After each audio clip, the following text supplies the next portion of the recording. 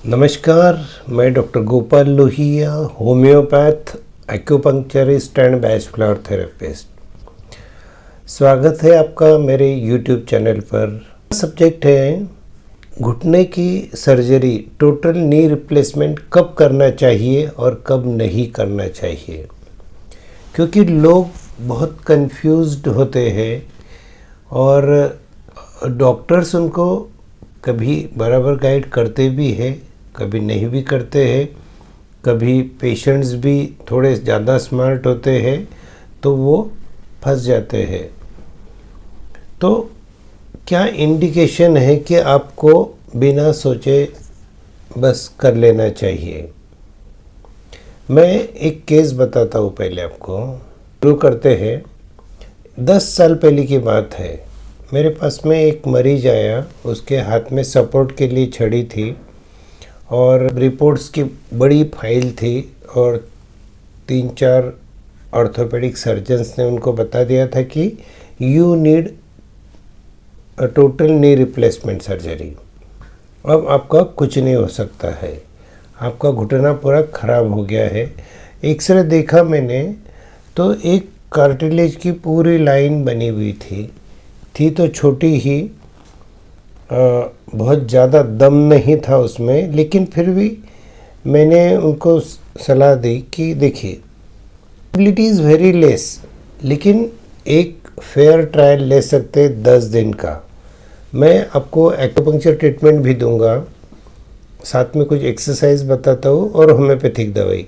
10 दिन में अगर आपको 10% भी रिलीफ हुआ तो हम लोग कंटिन्यू करेंगे जो ट्रीटमेंट हमारी चल रही है।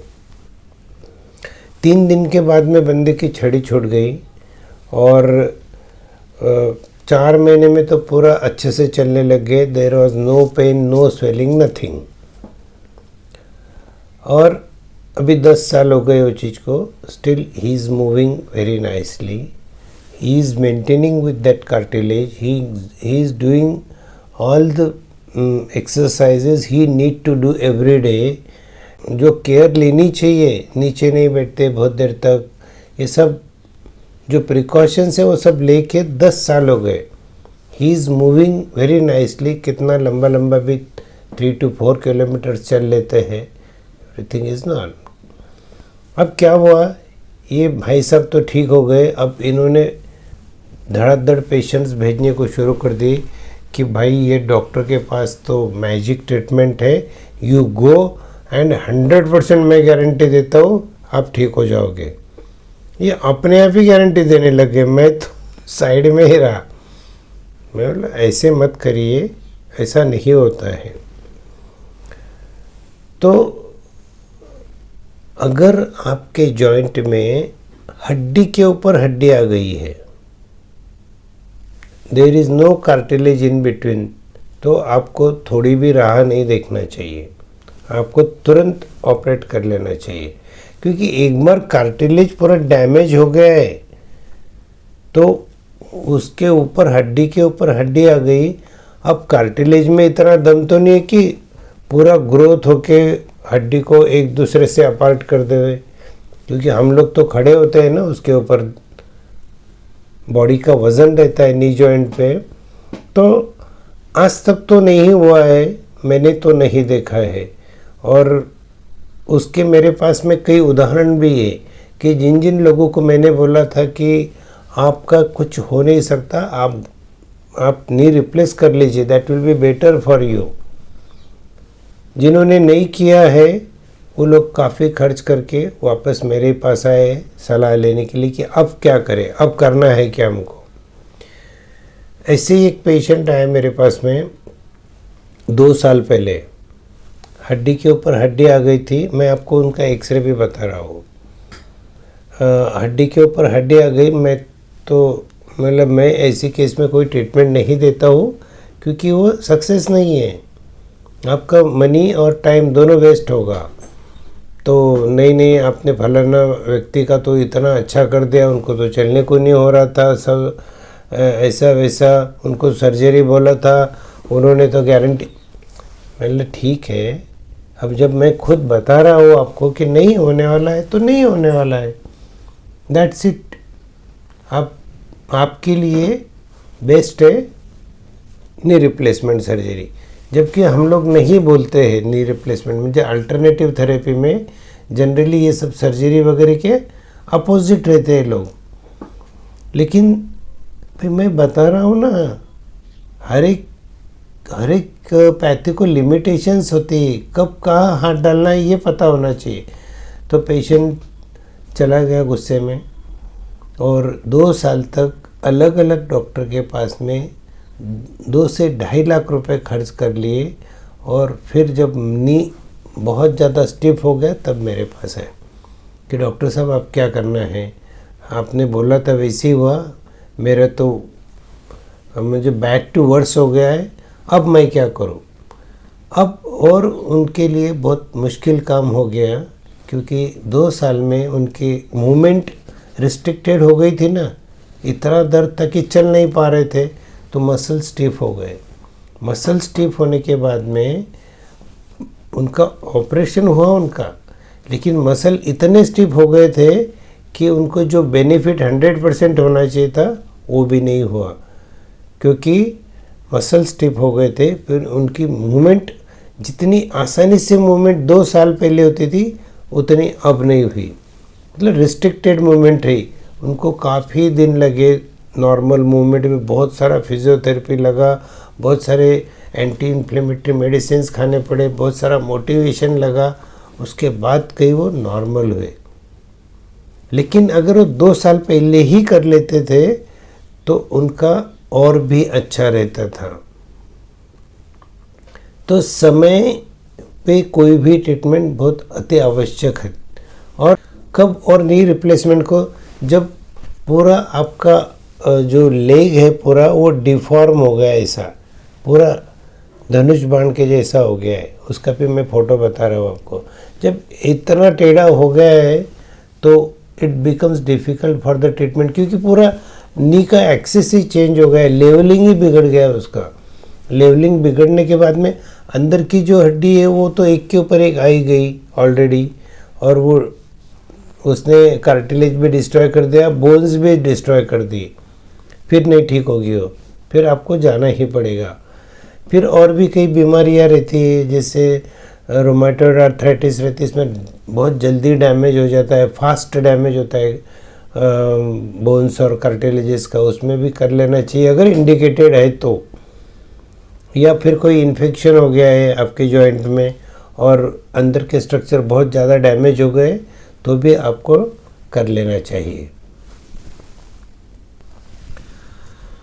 और कब कर लेना चाहिए नी जॉइंट रिप्लेसमेंट, कि जब आप सभी ट्रीटमेंट कर चुके हो, होम्योपैथी हो गया, आयुर्वेदिक हो गया, नेचुरोपैथी हो गया, एक्यूपंक्चर हो गया, एक्यूप्रेशर हो गया, और भी यूनानी, मतलब और तो कोई पैथी बची नहीं है, कायरो हो गया।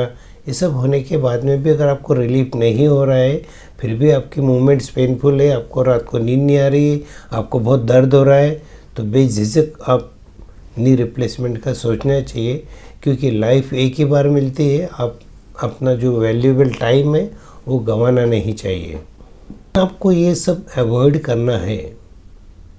तो आप जब नी जॉइंट में पहली बार दर्द होता है तो वो नी जॉइंट आपको बता रहा होता है कि भाई देख मेरी तरफ ध्यान दे, अंदर कुछ तो गड़बड़ हो रही है, ध्यान दो।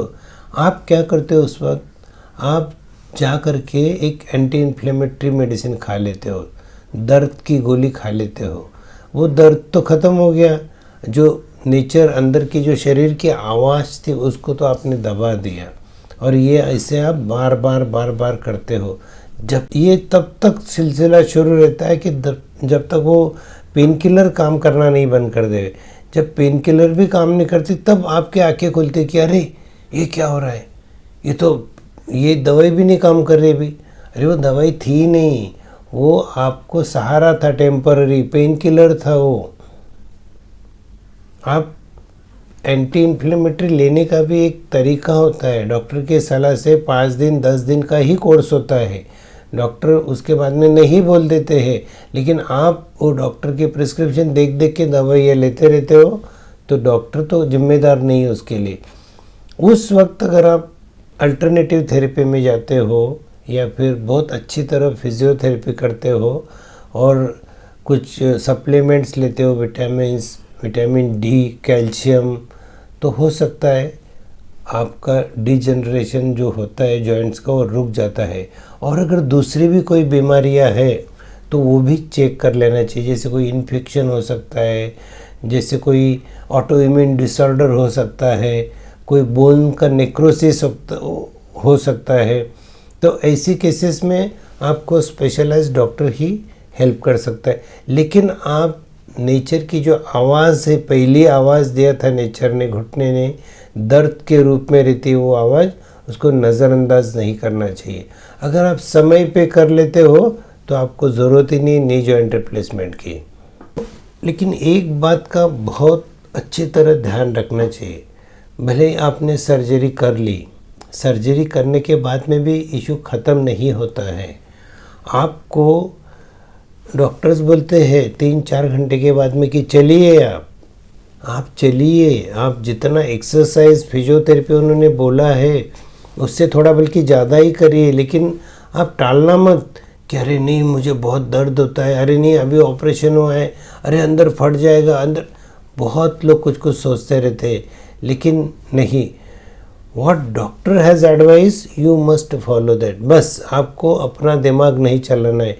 उन्होंने बोला एक्सरसाइज करना है तो कर भाई कर, वो जो मसल स्टिफ हो गया उसको रिलीज़ कर थोड़ा।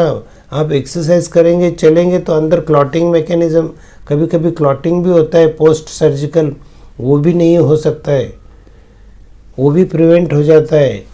फिर आपका मसल्स का जो समझो आप मूव नहीं कर रहे तो मसल स्टिफ हो सकते हैं, तो आपके मसल भी सॉफ्ट रहते हैं। तो walking and muscle strengthening exercises आपको कंपलसरी करनी है जब तक आप पूरे फ्रीली चल नहीं पाते हैं। Operation is the first step, walking and muscle strengthening are the second and third step. ये तीनों स्टेप पूरी अगर होती है तो ही आपका नी जॉइंट रिप्लेसमेंट सक्सेसफुल होता है, और नहीं तो फेल हो जाता है। फिर लोग बोलते हैं नहीं नहीं मैंने तो नी रिप्लेस किया, मेरा तो फेल गया। भाई पहले तूने कुछ किया नहीं होगा, या फिर ऑपरेशन करने के लिए भी लेट हो गया। जो मैंने पेशेंट बताया, मेरा 2 साल के बाद गया था, ऐसे बहुत सारे पेशेंट्स हैं कि बहुत टाइम पास करते हैं और जब उनको एक भी कदम नहीं चलते आता है तब बोलते हैं अब ऑपरेशन करता हूँ। अरे भाई तेरे मसल्स तो स्टिफ हो गए, अभी मसल वेस्ट हो गए, अब ऑपरेशन करके भी तेरे मतलब रिस्क हो गया ना, अभी उतना सक्सेस नहीं हुआ तो फिर ब्लेम तो डॉक्टर के ऊपर जाता है, ब्लेम तो पेशेंट कोई लेता नहीं है खुद के ऊपर। तो फ्रेंड्स ध्यान रखिए ये सब चीज़ें।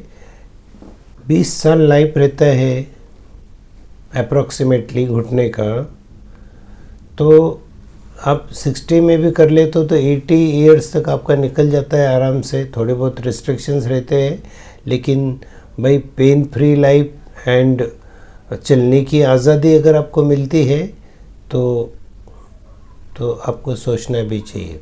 और अगर आपको ये नहीं चाहिए तो आप समय रहते ही हमारे पास मतलब अल्टरनेटिव ट्रीटमेंट में आ जाइए। हम तो पूरा ठीक करने के लिए बैठे। हज़ारों लोगों को मैंने ठीक किया है, हज़ारों लोगों का जिनको ऑपरेशन बताया था, लेकिन जो मुझे सही केस लगे उनको लिया है मैंने और वो अभी तक ठीक है। तो फ्रेंड्स अगर आपके कुछ सवाल होंगे तो ज़रूर पूछ लीजिएगा, और वीडियो अगर आपको थोड़ा भी यूज़फुल लगा होगा तो इसको लाइक करना ना भूलें, शेयर करिए ताकि आप किसी की तो हेल्प कर सकें। और तो मिलते हैं अगली वीडियो में, तब तक के लिए स्टे हेल्दी, स्टे फिट,